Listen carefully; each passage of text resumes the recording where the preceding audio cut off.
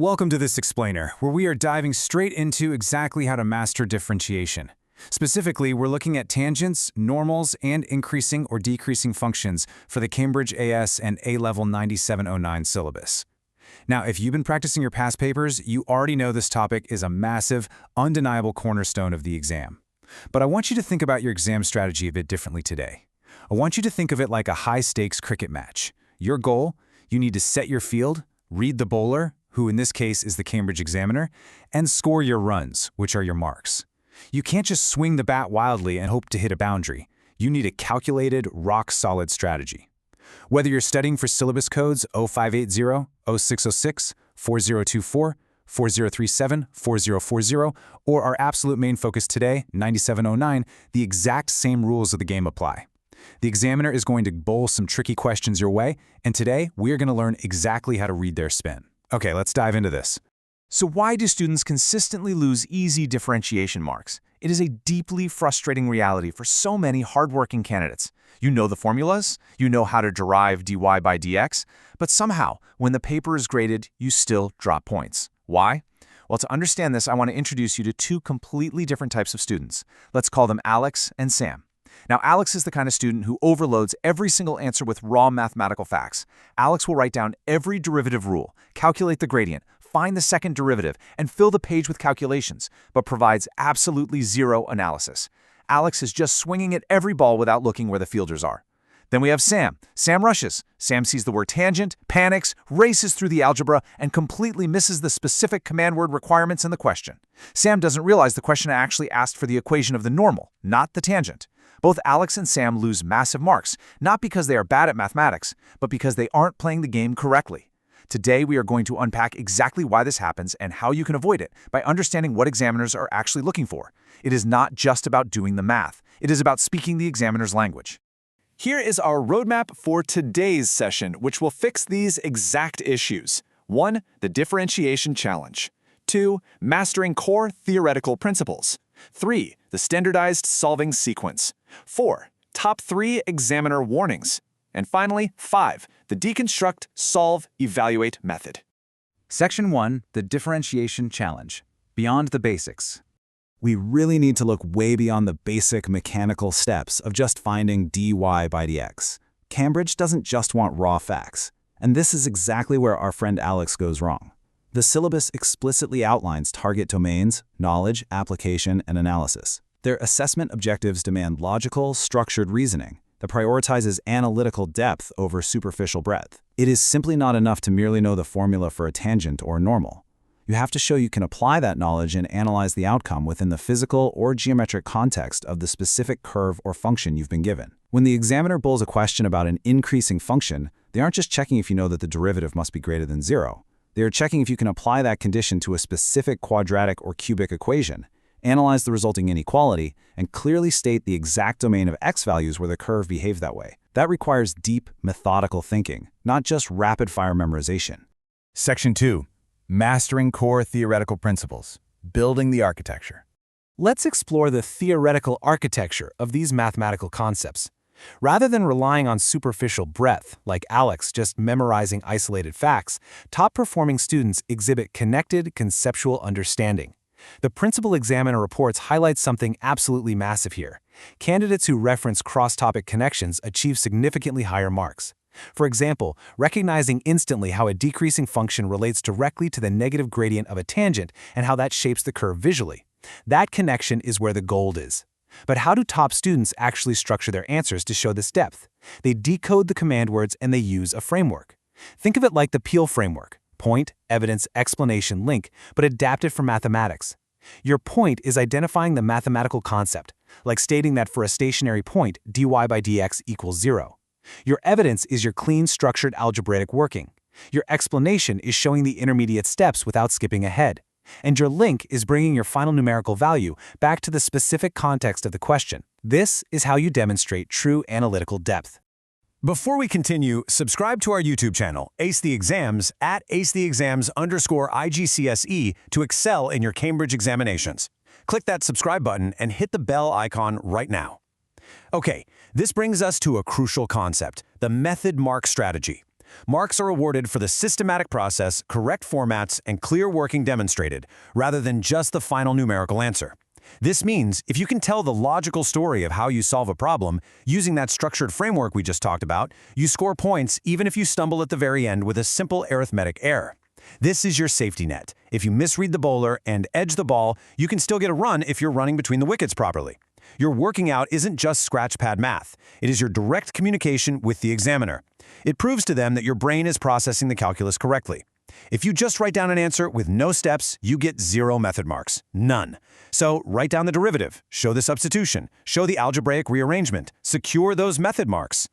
Section 3. The standardized solving sequence, your method to success. How do we practically secure those method marks every single time? We use what I call the mathematics success blueprint.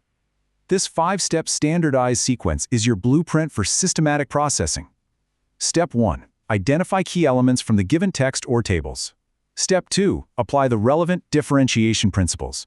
Step 3. Execute the analysis with clear, step-by-step working.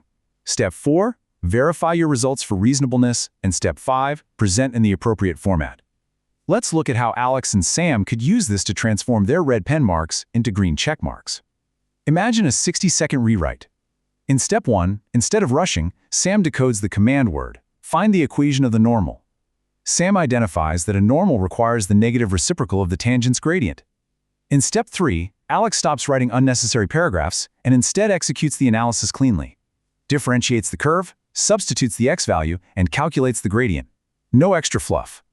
Then, crucial for Sam, Step 5, present in the appropriate format. If the question asks for the equation in the form ax plus by plus c equals 0, you do not leave it as y equals mx plus c. This 5-step sequence forces you to slow down, read the examiner's spin, and place your shot perfectly. If you follow this sequence, you ensure you hit every requirement, leaving no easy marks on the table. Stop scrolling. Subscribe to our YouTube channel, Ace the Exams, at AceTheExams IGCE, to excel in your Cambridge examinations.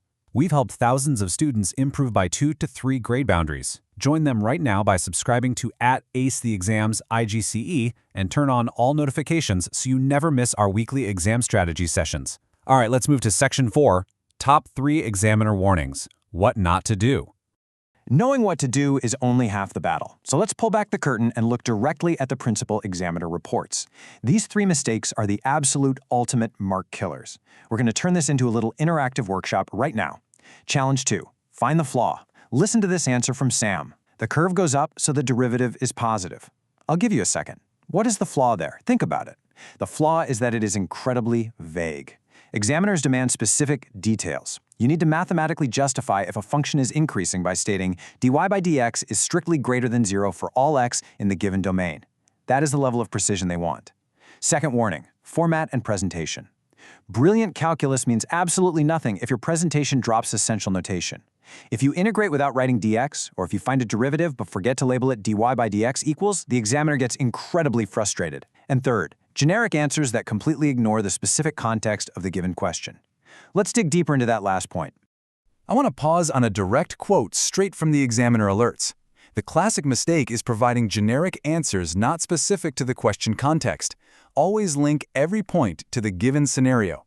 This is the most crucial takeaway of our entire explainer.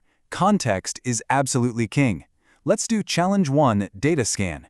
Imagine a complex chart on your screen showing the velocity of a particle over time, which is represented by a curve. You've got 60 seconds on the clock in an exam to extract the core trend. If the question asks about the maximum velocity and you find the stationary point on the curve, you cannot just write x equals 5 as a maximum. You must link it to the scenario. You must explicitly state the maximum velocity occurs at t equals 5 seconds. If it is a real-world kinematic model, your final answer and your reasoning must explicitly reflect the physics of that model. Generic, disconnected calculations won't cut it. You must provide context-specific analysis. Look at this comparison. On the left, we have naked numbers floating on a page. On the right, we have a clear, connected narrative. So it is time for Challenge 3, speed writing. Imagine you have 30 seconds to write one perfect context-specific paragraph for a question asking you to prove a curve has no stationary points. How do you do it? You use that structured framework we discussed earlier. Point, state that a stationary point occurs when the derivative is 0. Evidence, differentiate the function and set it to 0. Explanation: show the algebraic attempt to solve for x, perhaps resulting in a negative number inside a square root. Link: write a concluding sentence stating, since there are no real solutions for x when dy by dx equals 0, the curve possesses no stationary points. Boom! Perfect marks. Evaluating evidence quality means identifying these limitations, like no real roots, and then directly applying them to the relationships given in the problem. Don't just find the gradient of the tangent and stop. State what that gradient actually represents, whether it's a rate of change of physical velocity or a geometric slope, strictly within the context of the data provided. Section 5. The Deconstruct, Solve, Evaluate method. Your winning framework. To ensure you never fall into the trap of generic answers, use this final system. This is your cheat sheet. At the deconstruct stage, you identify given information and break the problem into logical steps. You decode the command words. Are they asking for a tangent, a normal, an increasing interval, or a stationary point? At the solve stage, you execute systematically. This is where you apply your framework and where our precious method marks live. Don't skip steps, keep your algebra impeccably clean. Finally, at the evaluate stage, you check for reasonableness and justify any conclusions. If you calculate a time of -5 seconds, you evaluate that and realize you've made an error, or you reject that route. This three-stage framework takes you seamlessly through the descriptive, analytical, and evaluative levels required by Cambridge's highest-order assessment objectives. It prevents you from acting like Alex, who writes too much of the wrong thing, and Sam, who rushes and misses the point entirely.